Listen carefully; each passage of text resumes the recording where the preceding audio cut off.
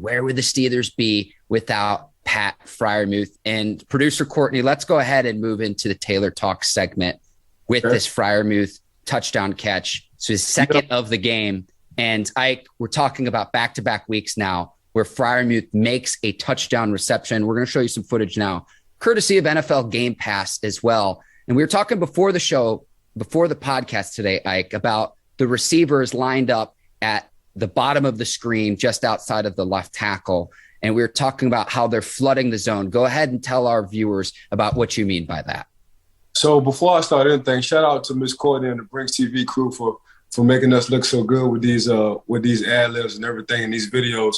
But yeah, you got trips left. And what trips left is three receivers down to the bottom of your screen. What they're going to do is they're going to try to overflood the zone. And that, what I mean by overflooding the zone is everybody's going to go one way in the zone. So you're going to have the third receiver, which is close to the tackle. He's going to do a high post.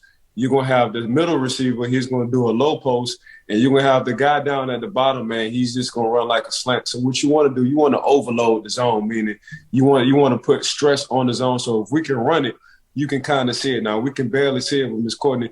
Can you run it for me 1 second? So here's the overflow.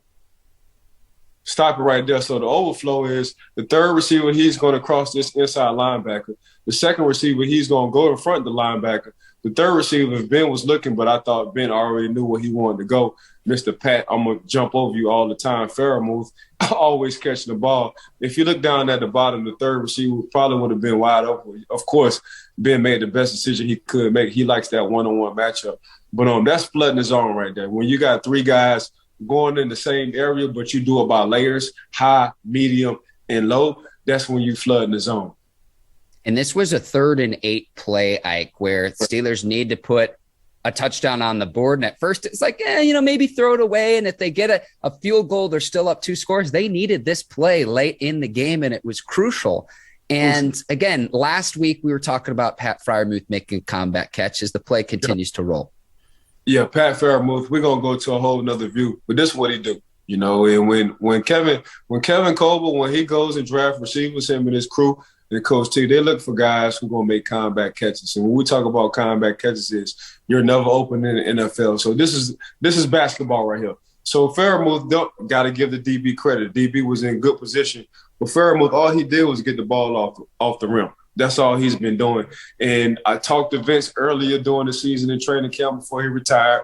And I said, man, who's special on offense? He didn't say Najee. He said this guy right here, number 88, Pat Freiermuth. They all saw and they all thought this guy was going to be very special. They didn't play running backs before, but they're looking at Pat Freiermuth and seeing what he's doing to the defense, seeing what he's doing to the safeties, seeing what he's doing to the nickels, seeing how he handled himself in training camp, seeing what he's doing blocking. And that's one thing Coach T was asking, like, I know he can catch. I know he can combat catch, but can he block? That was a statement by Coach T. So obviously for him being on the field, he's an all-around total package. But this right here, man, he's just attacking the ball.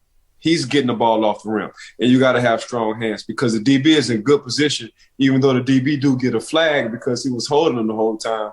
But if Ben likes his one-on-one matchup, this is the guy he's going to, Pat Freiermuth, and he's been showing week in and week out on why Ben trusts him because he likes his one-on-one matchups. It's a combat catch. As you can see, the DB is in good position, but, Pat, leave me alone. Freiermuth always comes down with the ball.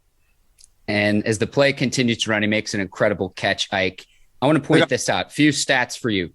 Pat Freiermuth, 6'5", the defensive back he's going up against, Kindle Vildor, 5'11". This was a matchup the Steelers also targeted with Chase Claypool earlier in the game. Claypool 6'4". So 6'5", 258 pounds going up against Vildor, 5'11", 189 pounds. And you want to talk about Pat Freiermuth too. On third down this season, 13 targets, 12 catches, 7 first downs, 3 touchdowns. You talk about Big Ben's go-to guy and gotta have it moments, especially with Juju Smith-Schuster out with the season-ending shoulder injury.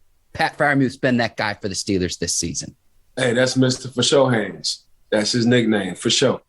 They throw me the ball, cause for sure I'm gonna catch that thing, Big Ben. And I see why Big Ben in that red zone, when it's on a third down situation, he's always looking for number 88, man, because he's a sure-handed guy.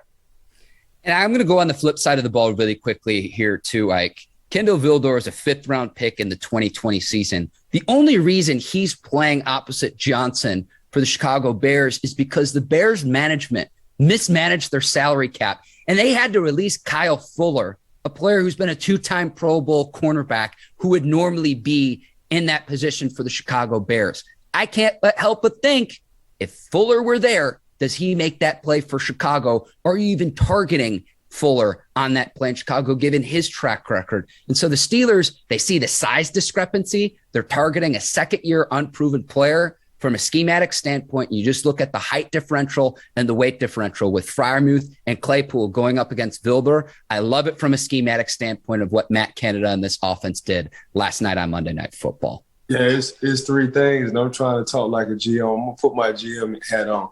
It's 3 things you can't coach, man. You can't coach heart, you can't coach height, you can't coach speed. And I know Kyle Fuller. I used to train with Kyle Fuller, when he was coming out Virginia Tech. So Kyle Fuller is a damn dog, and he got nice height as a DB. But when you 6'5", and I extend my arms all the way up, and you 6'2", and you extend your arms all the way up, I'm going to come down with the ball regardless. So that's just what it is. So Ben actually threw a ball to a little man. He was in position. It's just Pat Freiermuth was so aggressive on going towards the ball. That's why he always come down with it. If 7 wanted to throw the ball a couple of feet up in the air, it would have been the same result, a touchdown.